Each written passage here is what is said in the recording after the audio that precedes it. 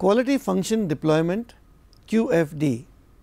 You are aware that any product design, whether for a new or an existing product, must incorporate what the customer needs or specifies. Quality Function Deployment QFD is a specific tool that allows us to incorporate the voice of the customer into the design of the product or service. QFD is essentially a planning tool that focuses on customer expectations or requirements, translates these into actions in terms of engineering or technical characteristics, and deploys these actions in the design of the product or service to meet customer needs. Some historical facts about QFD.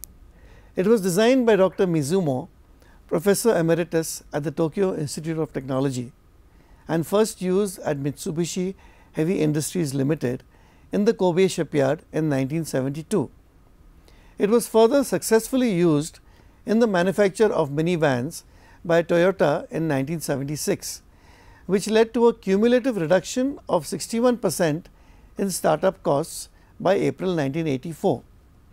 QFD can be applied to any manufacturing product or service industry.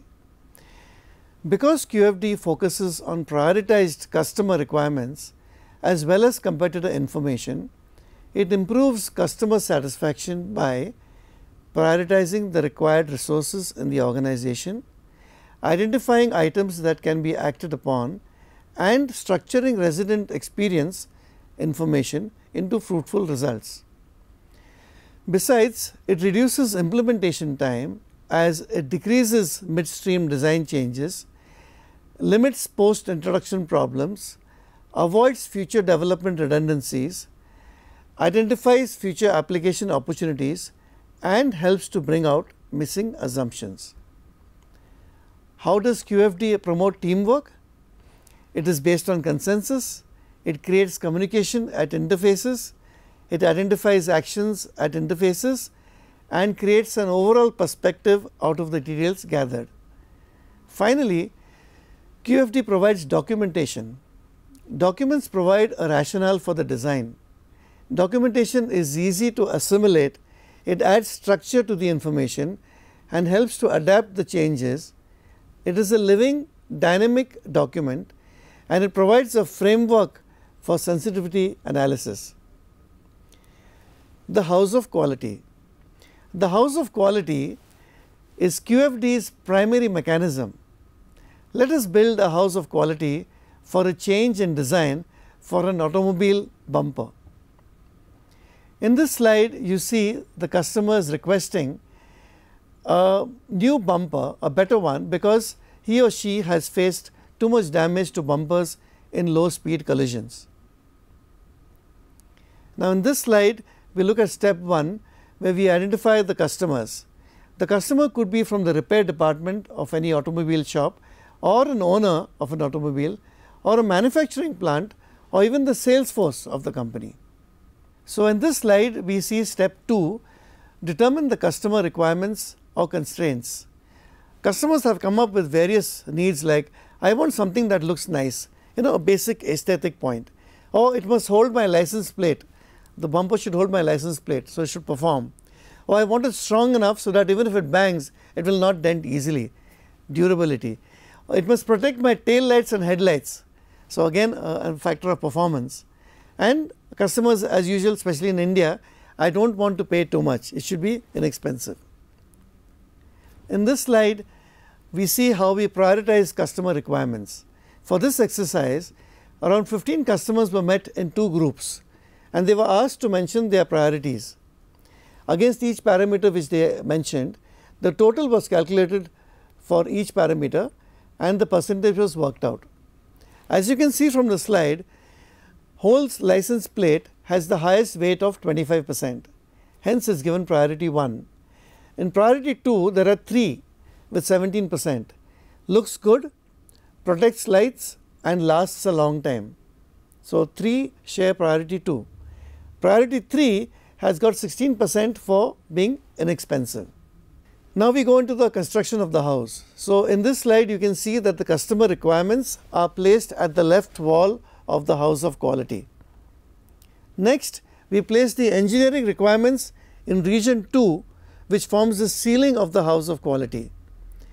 These specify how we can meet the requirements which the customer has made. As you can see, some of the engineering requirements are yield strength, plating thickness, weight, Young's modulus, mounting hole separation, etc. In region 3, we create a matrix of relations between the customer and the engineering requirements. And now we can see a relation between resist dense and yield strength. This is marked with a cross. Also between holes license plate and mounting hole separation. So mark all such relationships in the diagram. In region 4, which forms the right wall of the house of quality, we mentioned the competitive benchmarks. So in this case, as you can see, we have 3 competitors A, B and C. We test and analyze competitor products or reverse engineer them, then rate the competitor's product for each customer requirement. In region 5, which forms the floor of the house, we translate customer requirements into measurable engineering specifications and define target values. Specifically, for example, specify how the license plate will be held, specify how to resist dents through material yield strength and Young's modulus, specify the cost in numeric terms instead of just inexpensive.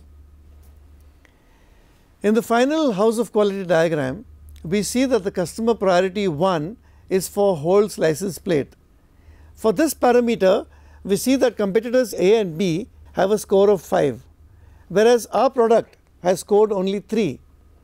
So this is the first area we need to modify in our design. Similarly, we see for customer priority 2 is for looks good. Along this parameter, we see that competitor B has a score of 4, whereas our product only has scored 3. So this is another aspect we need to modify in our design. Again, we see that customer priority 2 is for protects lights. For this parameter, we see that competitor C has a score of 5, whereas our product scored only 4. So this aspect also needs to be modified in our design. However, if you look at the third customer priority for 2, which lasts a long time, we can see that all the competitors and our product 2 has scored a 4. So there is no need of a change in our design for this parameter. Finally, we see that customer priority 3 is for inexpensive. For this parameter, we see that competitor A has a score of 4, whereas our product scored only 3. So this aspect also needs to be modified in our design. Thus, we decide to action the gaps corresponding to customer priority 1, 2 and 3, thereby meeting the customer requirement. This was a simple example to illustrate the use of QFD to incorporate the voice of customer into the product design. However, you will agree with me that no house is complete without a roof. The roof consists of interrelationships between the house. House are the engineering characteristics.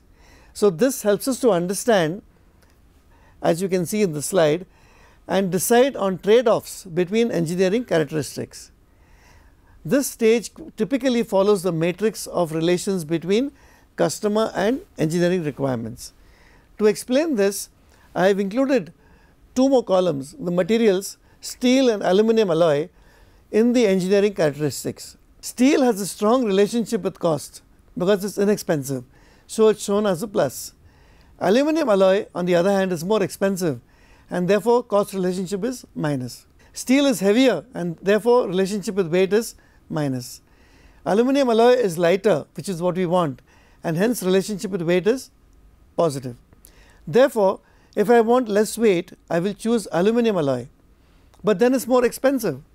Hence, the relationship between weight and cost is negative, thus the need for a trade-off. Yield strength is lesser for aluminum, hence negative, while it is plus for steel. So let's take some more examples. Plating thickness should be minimum, so it is positive for aluminum as it can be anodized. But plating thickness is negative for steel as it must be either painted or powder coated. The team has then to finally decide on the trade-offs and what they can actually provide the customer. This session was meant to be a primer.